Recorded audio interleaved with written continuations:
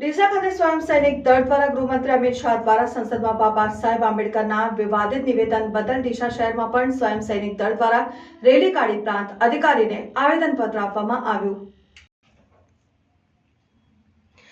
આજરોજ ડીસા ખાતે સ્વયં સૈનિક દળ દ્વારા ગૃહમંત્રી અમિત શાહ દ્વારા સંસદમાં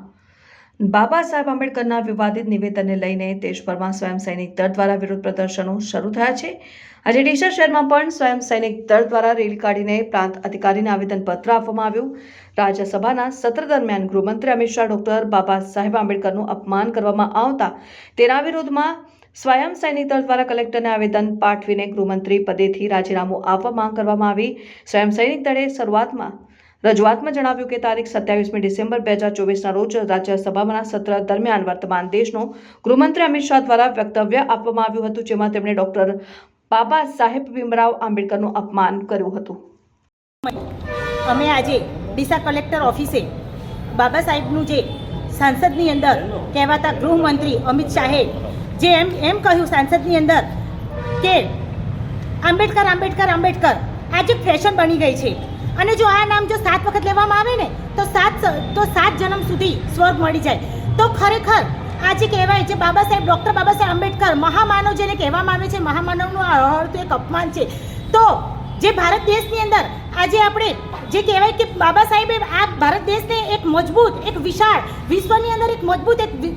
વિશ્વની અંદર જે કહેવાય એક એવું મોટું બંધારણ ભારત દેશને આપ્યું છે અને છતાં પણ બાબા સાહેબને જો આવા સંસદની અંદર કહેવાતા ગૃહમંત્રીએ જો બાબા સાહેબનું અપમાન કર્યું છે અને જો એ ગૃહમંત્રીને એટલું પણ ભાન નથી કે આજે જે કંઈ પણ એની પોસ્ટ છે જે ભારત દેશની અંદર જે કંઈ બી જે કહેવાય જે ટોચ લેવલ ઉપર જે પહોંચ્યો છે જે બેઠેલો છે છતાં પણ એને એટલું ભાન નથી કે તે સાંસદની અંદર શું બોલે છે, તેને કેવી રીતે બોલવું જોઈએ। તો આ જે હળહળતું અપમાન છે એ ભારત દેશની અંદર જે બહુજન સમાજ છે જે મૂળ નિવાસી લોકો છે ક્યારે પણ સહન નહીં કરી શકે। અને બીજું એ કે જે આજે અમે લોકો એમ કહેવા માંગીએ છીએ, અમારો બહુજન સમાજ આપણા મૂળ નિવાસી લોકો એમ કહેવા માંગીએ છીએ કે હવે આ દેશની અંદર જે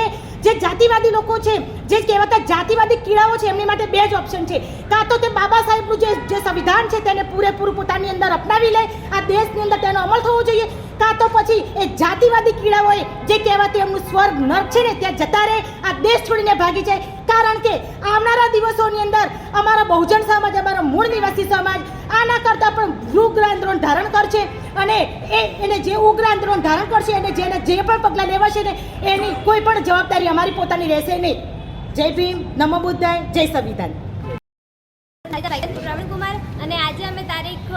23/12/2024ના રોજ ડીસા કલેક્ટર કચેરીમાં આવેદનપત્ર આપવામાં આવ્યા છીએ કે જે તડીપાર અમિત શાહ જે ભૂતપૂર્વ ગુંડો જે અમિત શાહે અમારા બાબા સાહેબ એટલે કે અમારા ભગવાન સાહેબ બાબા સાહેબને જે અપમાનિત કરવામાં આવ્યા છે, જેમને કહ્યું છે કે આંબેડકર આંબેડકર આંબેડકર એ ફેશન છે, પણ સાહેબ આંબેડકર આંબેડકર એ ફેશન નહીં એક નેશન છે। અને એમને એવું કીધું હતું કે જો આટલી વાર તમે ભગવાનનું નામ લીધું હોત તો કદાચ તમને સ્વર્ગ મળી જાત, પણ ખરેખર અમને અમારું સાચું સ્વર્ગ જો એસટી એસટી અને ઓબીસી ને 85% માણસોને જો બાબા સાહેબે સ્વર્ગ આપી અને અહીંયા ગયા છે અને જેને આ સ્વર્ગ ન જોઈતું હોય, જેને ભગવાનને આપેલું સ્વર્ગ જોઈતું હોય ને તો અહીંયાથી જતા રહે, એમની અહીંયા કોઈ જગ્યા નથી। કારણ કે અહીંયા માત્ર ને માત્ર બહેનોની અંદર જો કંઈ સ્વર્ગ આપ્યું છે ને તો એ બાબા સાહેબે આપ્યું છે। અને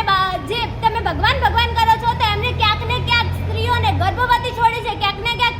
રાસલીલા કરીને છોડી છે, તો ક્યારેક ને ક્યારેક એમને વેચી દીધી છે। તો આ ભગવાને આ જ કાર્ય કર્યા છે સાહેબ, એમને કોઈ સ્વર્ગ નથી આપ્યું અને અમારા જો બાબા સાહેબને આ રીતે અપમાનિત કરવામાં આવશે તો અમે ક્યારે સહન નહીં કરી શકીએ। અને જે તડીપાર અમિત શાહ જે ગુંડો છે એને રાજકારણની અંદર જો સંસદની અંદર આ બોલવાનો અધિકાર મળ્યો હોય તો એ માત્ર ને માત્ર બાબા સાહેબના કારણે અને